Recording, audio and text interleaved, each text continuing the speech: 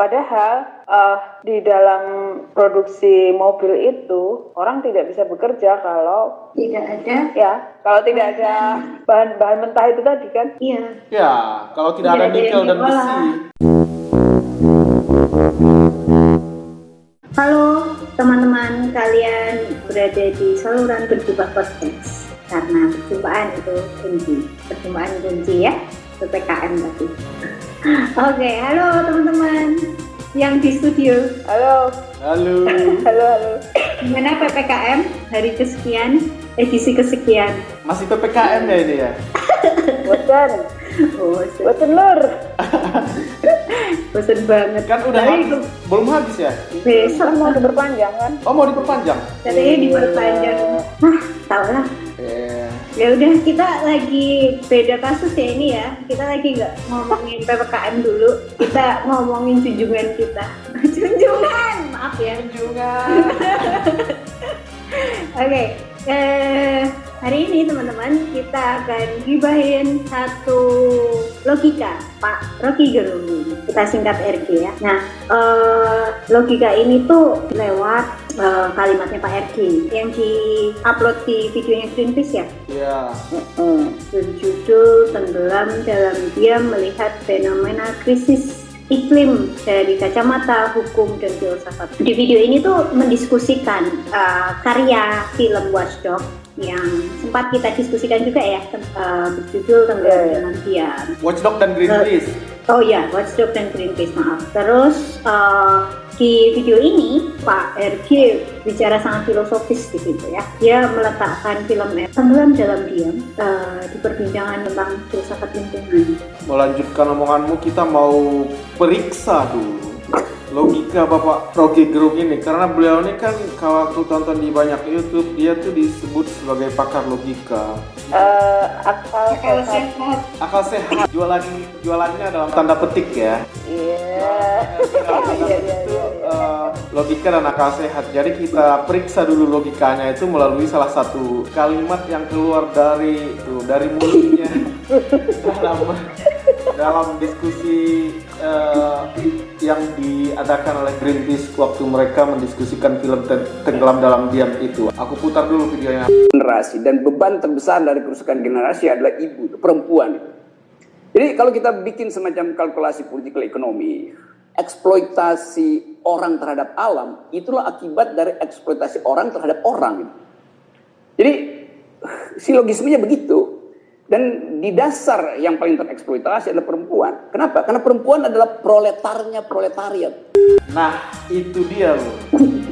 Jadi kalau kita bikin semacam kalkulasi political ekonomi, itu kalkulasi ekonomi politik, eksploitasi orang terhadap alam, itulah akibat dari eksploitasi orang terhadap orang. Ya. Itu ya? Iya. Artinya dia melihatnya itu sebagai sebab akibat. Ya. Eksploitasi orang terhadap orang adalah sebab, eksploitasi orang terhadap alam adalah akibat. Karena dia bilang eksploitasi orang terhadap alam itulah akibat dari eksploitasi orang terhadap orang. Gitu dia. Itu yang pertama. Ya, jadi kalau kita buka pernyataan ini, pertama dia pakai istilah eksploitasi. Ya, apa tuh? Ya, itu adalah istilah yang sangat spesifik dalam yang dia sebut political economy tadi, atau ekonomi politik, yang sebenarnya dipakai untuk menggambarkan proses dicurinya waktu kerja lebih buruh di dalam pabrik oleh pemilik pabrik atau kapitalis. Setidaknya itu yang gue paham. Gak tahu dalam ekonomi politik itu ya. Kan ya. Apakah karena dia punya tadi dia pemahaman bilang yang sama? kalkulasi ekonomi politik. Ya, misalnya seorang buruh untuk bisa bereproduksi hidup cuma perlu bekerja 5 jam sehari dalam pabrik. Tapi pada kenyataannya tuh dia bekerja 8 jam sehari di dalam pabrik. Jadi ada kelebihan waktu kerja sebanyak 3 jam. Ini disebut waktu kerja lebih. Nah, waktu kerja lebih ini yang diambil atau dicuri atau dieksploitasi oleh kapitalis. Dan itu bentuknya ada dalam bentuk produksi pabrik atau komoditas itu. Komoditas ini kemudian yang dijual atau istilahnya itu direalisasikan sehingga berubah menjadi uang, dan inilah yang menjadi nilai lebih bagi si kapitalis. Proses pencurian ini tadi yang disebut eksploitasi dalam ekonomi politik yang saya atau kita paham. Harusnya Pak Rocky menggunakan istilah eksploitasi pun pengertiannya begitu juga harusnya kan ya, kalau agak textbook dia. Nah, ini ada rumusnya Lur. Gimana tuh? Kapital. Ya, C besar kapital di awal itu sama dengan C kecil tambah V, di mana C besar adalah kapital awal, kemudian dia dipakai untuk membeli atau membayar C kecil atau kapital konstan, atau uang yang dipakai untuk membeli berbagai kebutuhan seperti bahan mentah, peralatan untuk pabrik itu, dan energi. Dan tadi kapital variabel yang dipakai untuk membayar gaji buruh. Nah, setelah itu terjadi proses dalam pabrik. Kapitalnya beranak atau istilahnya itu valorisasi. Maka rumusnya berubah menjadi C besar aksen sama dengan C tambah V tambah S, di mana S adalah nilai lebih tadi atau surplus value atau nilai lebih yang dapat dari eksploitasi. Ya. Jadi ada nilai yang berkembang di situ ya. Beranak, valorisasi. Iya. Ya. Valorisasi itu. Ya, ini proses dalam pabrik di mana buruh dieksploitasi. Kalau kita balik ke omongan dari Bapak RG yang pakar logika itu, dia bilang eksploitasi orang terhadap orang, yang dianggap dia anggap sebagai sebab dari eksploitasi orang terhadap alam. Pertanyaannya, di mana posisi eksploitasi orang terhadap alam atau yang oleh Pak RG dilihat sebagai akibat dalam rumusan tadi itu? Iya, benar nggak dia itu akibat? Ya, itu yang mau kita kulik sebenarnya. Benar nggak hubungannya sebab akibat kan? Ya. Dalam rumus itu di mana letak orang, di mana letak alam? Dalam pengertian yang sangat standar ya, karena kan pengertian yang agak mendalam juga, orang adalah bagian dari alam gitu kan? Iya. Ya, tapi di bagian eksploitasi ini berbeda toh? Iya itu. Nah, alam sebenarnya di sini adalah non manusia kan? Iya. Dia tuh. Ya, itu yang dimaksudkan. Yang dimaksud Pak RG itu kan alam, di situ kan sumber daya alam maksudnya. Iya. Dalam pengertian ini, ketika dia masuk pada kalkulasi ekonomi politik, yaitu sumber daya alam yang diolah, artinya bahan mentah. Ya, dia tuh ada di kapital konstan tadi atau C kecil. Ya. Misalnya dulur-dulur nih mau bikin mobil kan. Nah, yang namanya pabrik mobil itu butuh bahan tambang seperti nikel atau besi. Yang tentu saja perlu ditambang, dikeruk. Mungkin karena itu oleh pakar logika RG ini dia dianggap sebagai akibat. Karena dia membayangkan harus ada dulu eksploitasi orang terhadap orang, baru kemudian ada eksploitasi orang terhadap alam. Harus ada eksploitasi orang terhadap orang sebagai sebab, baru jadi eksploitasi alam. Nah, padahal di dalam produksi mobil itu orang tidak bisa bekerja kalau tidak ada bahan mentah itu tadi kan? Iya. Ya, kalau tidak ada nikel dan besi, kalau tidak ada nikel dan besi orangnya nggak bisa bekerja kan? Iya. Jadi dari situ sebenarnya kita bisa sebut, kita bisa mulai goyang logika Bapak RG ini. Benar nggak dia hubungan sebab akibat? Karena dalam kasus pabrik mobil, buruhnya tuh mau mengerjakan apa kalau nikel dan besi atau yang lain-lain bahan mentah untuk bikin roda misalnya atau apapun itu tidak ada, mau mengerjakan apa gitu. Jadi itu bukan akibat, kan sepertinya dia justru kelihatannya adalah syarat. Ya, kalau nggak ada bahan-bahan itu, buruhnya mau bekerja apa? Ya, kalau dalam rumus mungkin paralel gitu ya. C besar sama dengan C kecil tambah V, kapital konstan sama dengan kapital besar sama dengan kapital konstan sama kapital variabel. Nah, dengan mengatakan itu adalah hubungan sebab akibat, eksploitasi orang terhadap orang mengakibatkan eksploitasi orang terhadap alam. Sebenarnya maaf loh ya, tapi ada sedikit kecenderungan antroposentrisme dalam cara pandang sebab akibat itu karena berpusat pada orang. Ya, jadi seolah-olah dia kritis pakai pendekatan political economy, dia bilang tadi. Namun kalau kita kulik logika dari kalimatnya itu, dia berpusat di manusia, eksploitasi orang terhadap orang. Iya. Ya, Sementara kita tadi udah sampai pada poin kalau tidak ada barang-barang bahan mentah itu, bagaimana orang bisa bekerja kan? Iya. Kenapa Pak Rocky tidak menyebutnya saja sebagai proses yang berlangsung paralel atau bersamaan? Kenapa dia mendahulukan eksploitasi orang terhadap orang daripada eksploitasi orang terhadap alam? Kan bisa bisa dilihat bahwa itu adalah paralel kan, bukan sebab akibat. Nah sekarang apa konsekuensi teoritisnya kan itu? Iya, yang pertama tentu tadi seperti yang kita identifikasi itu, kalimat Pak Rocky itu mengandung secara implisit paradigma yang berpusat pada manusia kan, cara pandang yang berpusat pada manusia. Ini bisa melebar menurutku ke permasalahan perempuan, karena dia tadi bagian berikutnya adalah soal perempuan kan, yang dia sebut sebagai proletarnya proletar. Dia bagian kedua itu tadi perempuan adalah eksploitasi orang terhadap orang. Jadi silogismenya begitu katanya dia gitu tadi. Dan di dasar yang paling tereksploitasi adalah perempuan, karena perempuan adalah proletariat. Gitu.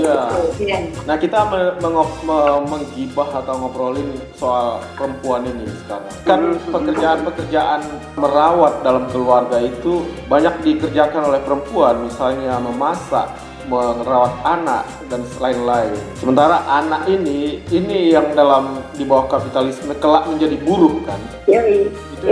Itu yang akan dieksploitasi nantinya melalui skema waktu kerja lebih yang dicuri itu. Tapi kan seorang manusia begitu lahir tidak bisa langsung jadi buruh. Katakanlah usia 0 seseorang buruh mulai bekerja di pabrik, katakan 17 tahun kan.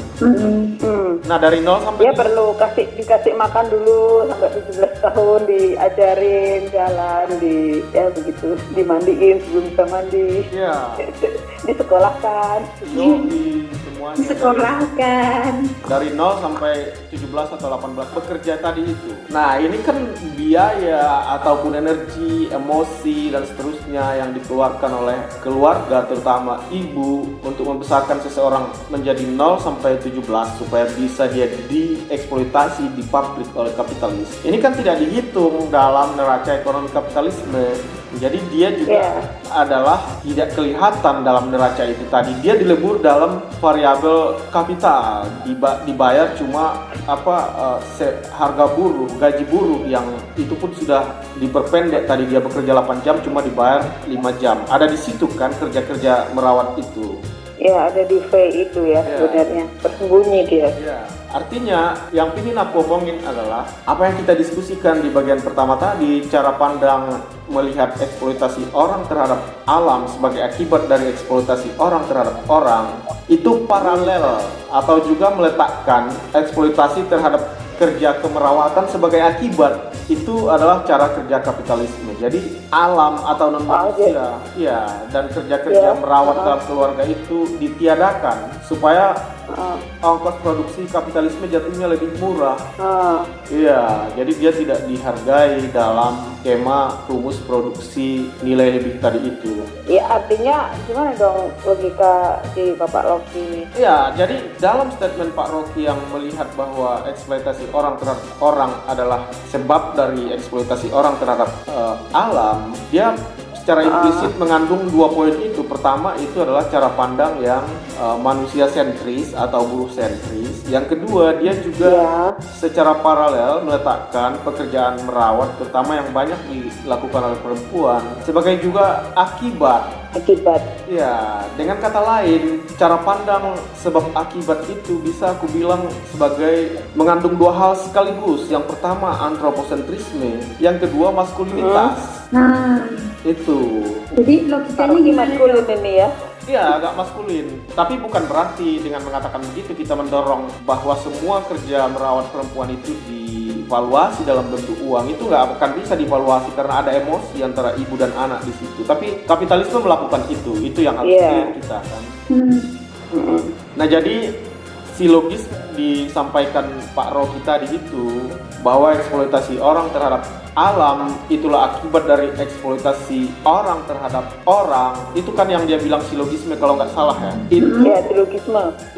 Itu adalah Satu, saya sebut aja cepat-cepat, satu cara berpikir sesat, logika yang sesat. Karena itu tadi, yang pertama dia atau implisit dia antropocentrisme sekaligus maskulinitas. Itulah sesat pikir. Gimana? Aku ada lagi kalau dirunut ke belakang itu kan kenapa terjadi eksploitasi terhadap perempuan, maksudnya adalah tidak dihitungnya kerja-kerja merawat yang dilakukan oleh perempuan itu kan mulainya dari dominasi laki-laki terhadap perempuan yang awalnya itu terjadi pada berakhirnya masa berburu itu kan. Jadi orang yang dulunya perempuan mengolah lahan dan laki-laki berburu menjadi laki-laki mengolah lahan dan perempuan bergeser masuk ke rumah. Masuk rumah dalam tanda kutip itu lepas dari alat produksi.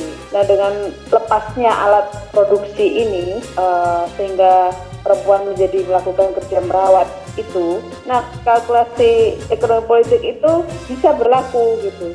Kalau tidak ada itu, ini perempuan disingkirkan dulu dari rumus itu, baru rumusnya berlaku gitu loh menurutku. Maksudnya adalah syarat dari rumus itu bisa berlaku itu adalah mengeluarkan kerja merawat dari rumus itu, sehingga buruh bisa dikalkulasi, dibeli dan dihitung oleh dalam ekonomi politik itu syaratnya adalah dikeluarkan dulu kerja merawatnya gitu. Jadi ya itu biar murah buruhnya. Iya, gaya produksi jadi murah ya. Nah, aku rasa gibahan kita ini cukup substansial. Ini satu cara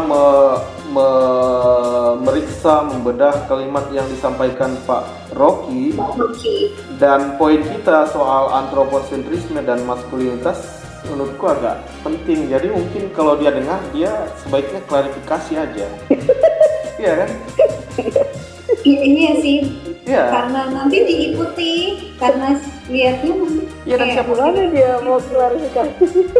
Dan siapa tahu kita salah kan? Siapa tahu kita salah. Iya, Dia punya maksud lain supaya kita juga nggak asik dengan pikiran sendiri. Kalau dia memang punya maksud lain, Iya.